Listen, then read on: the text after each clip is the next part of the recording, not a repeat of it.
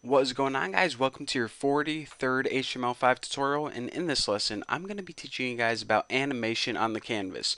Now, you can use animation for a lot of different things, but my guess is that most of you guys are most interested in games.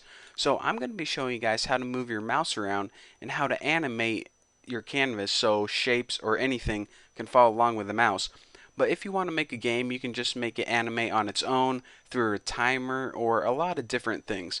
But the easiest way I can demonstrate animation is just to follow the mouse cursor around, and that's the basics. Once you get the basics of animation and how it works, then really everything else is just up to you.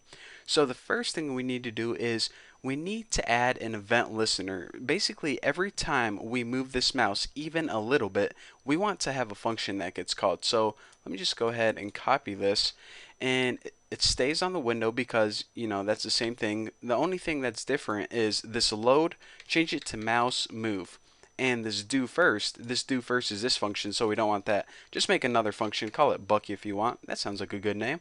So basically what we're saying is every time the user moves the mouse, this function Bucky gets called. So I guess it would probably be a good idea to build this function Bucky. So function oh, got a frog in my throat here. Bucky E. Now this parameter E we passed in, that's the event. Basically that's how can I explain this?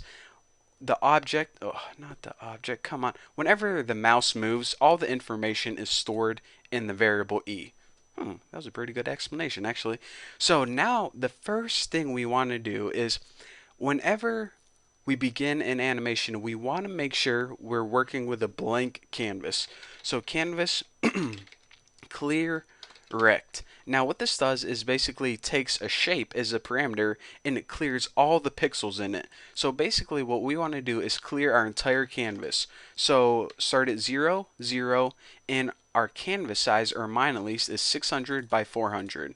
So 600 by 400. Basically make a rectangle that is completely covers your canvas and clear it each time. That's the first thing we need to do. The next thing we need to do is we need to get the X position and the Y position of where your mouse is on the screen. So if it was up here, it would be at 0, 0. If it was like right here, it would be at 100, 300. So we need to get that information, and then with that information, we're going to tell the shape where to draw. So go ahead and make a variable, just call it like X position or X pos, and the information, like I said, is stored in that variable E, and it's actually called client X. So what this is basically the horizontal coordinates of the mouse event. So if your mouse was at like 100, 300, then the value of X position would be 100. If it was over here, it would be 200, 300. So now that we have the X value of where the mouse is, we need to get the Y position of the mouse. So let's change your variable and put E client Y. So as you can see, all of the information of that mouse movement or that mouse event is stored in the variable E. So we just go ahead and use that variable, which is technically an object, and pull some data from it and store it in variables. So now if our mouse was at 100, 200, 100 would be X position and 200 would be Y position. And why do we need that information? Well, we need it right now because we're going to draw a rectangle, and what we want to do is we want the rectangle to draw wherever the mouse is. So canvas, and remember how to draw rectangles, fill rect, and the first two things you write is basically where on the screen do you want to draw it. Well, instead of 0, 0 like I think we did before, just put X pos and Y pos. So now that we have the coordinates of where the mouse is and we're telling the canvas to draw a rectangle right there, we need to say, okay, but how big do you want that rectangle? Well, let's just go ahead and make it a simple square, 100 by 100. So let's go ahead and save this and see if I messed up at all. Now check it out. Nothing's happening right now because it waits until I move my mouse over this white part. Now once I do, check it out. A square now follows me around. And even though you think of animation as kind of things moving on their own and you just watching like a movie, this is actually even more advanced animation from that. If you wanted to do that, instead of just having, moving a mouse around, you would just put a timer like in, I don't know, maybe change this Y position every to increase it by 10 pixels every second or something. And when you do that, it would just move 10 pixels every 10 seconds.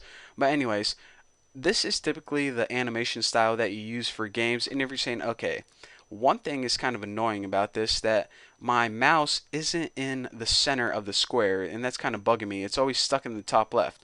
Well, in order to do that, all you need to do is put X position minus 50 and Y position minus 50. This is going to move the square up 50 pixels and left 50 pixels, and it's going to pop your mouse right in the middle. So let me go ahead and refresh that and check it out.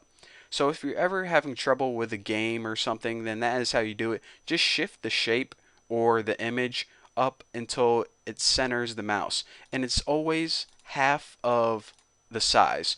So another thing that you may notice is you're saying, okay, Bucky, I understand all this stuff, but why do you need to clear the canvas? That doesn't really make sense.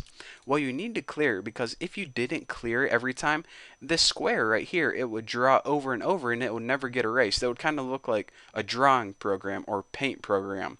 So let me go ahead and actually just comment this out. Actually, I would just go ahead and cut it for now. And check out what happens whenever we don't clear it. As you can see, we get like a drawing program. So, if you weren't making in the game and you wanted to make a drawing program like Photoshop or Paint, then you could do it this way. Pretty cool.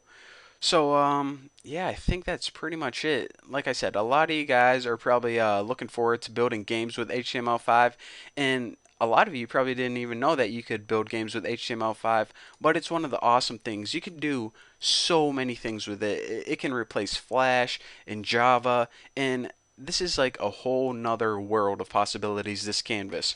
But typically, like I said, you want to make sure you clear your rectangles and clear your canvas before you start some crazy animations.